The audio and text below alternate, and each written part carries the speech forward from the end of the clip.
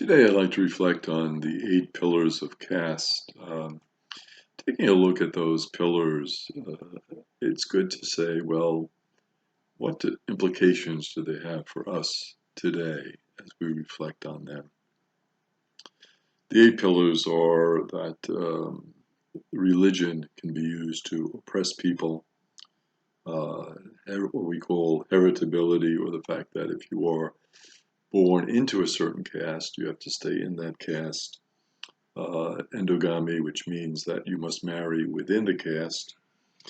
Fear of pollution, if you are from a different caste, you can be affected by somebody from another caste. And so you kind of don't want to go close to them because they might kind of rub off on you. Uh, the whole division of labor, basically, if you're from a certain caste, your employment possibilities are limited. You must stay within that caste in terms of labor.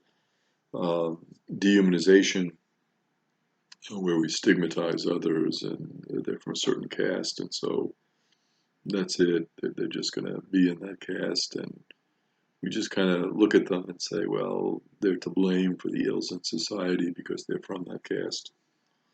And then enforcement by terror, that the violence is used to keep people in the caste.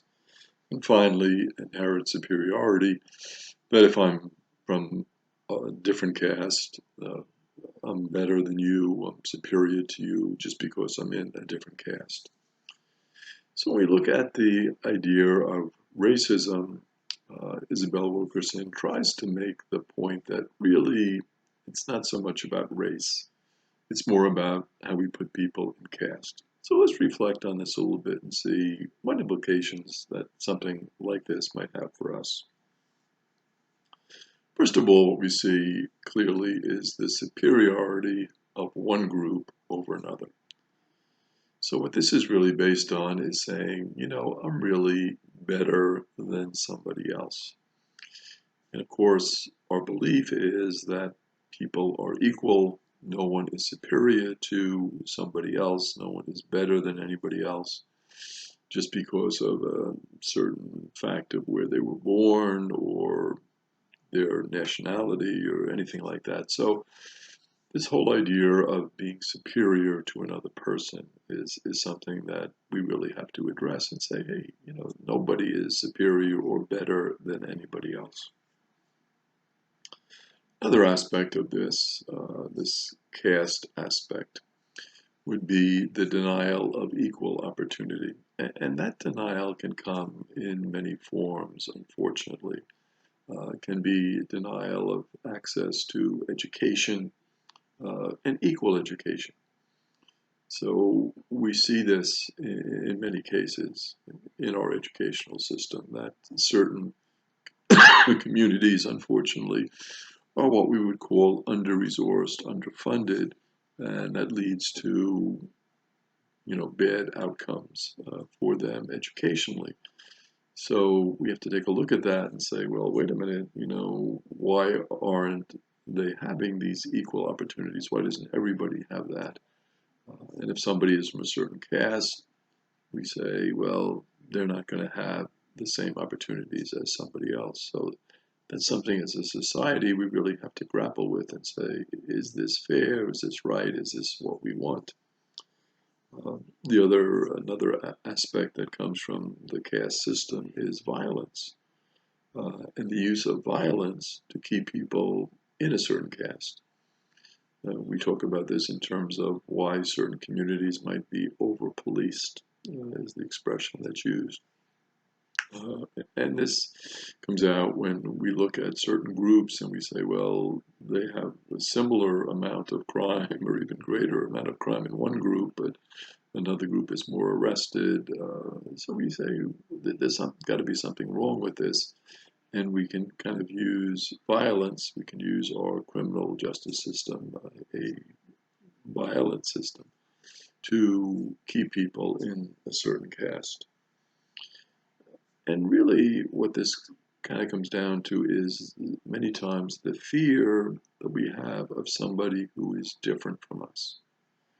We look at them and we say, you know, you're different in terms of your skin color, you're different in terms of your language, you're different in terms of your nationality, your religion, and we become fearful of that person. We kind of look at them differently.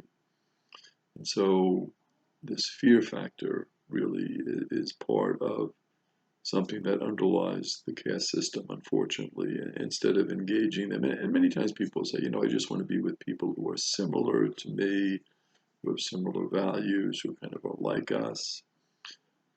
And underneath that, what we're really saying is somebody who is different from us, we're not going to engage with them, we're not going to try to understand them and reach out to them. So this fear of somebody who is different.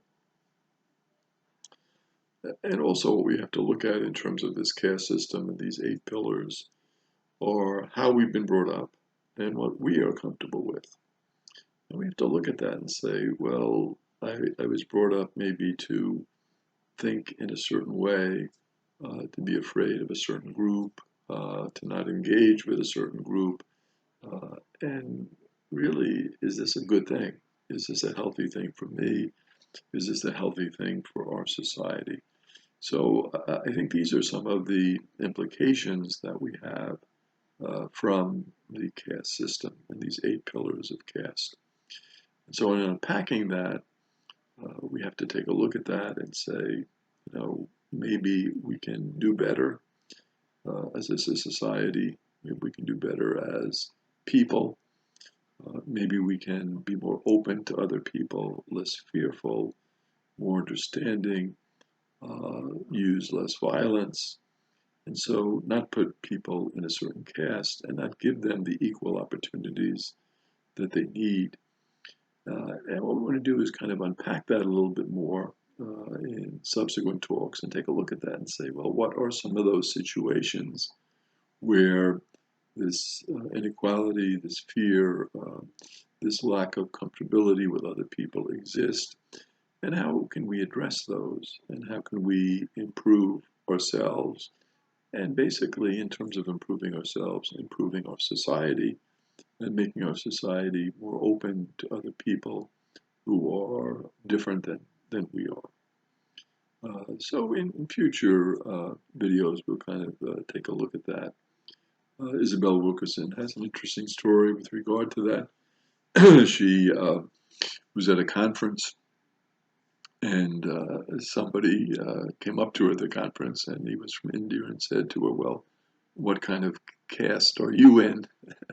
Looking at her, and she said, well, I was born in a caste where people would say it's a lower caste, but I've exceeded my caste.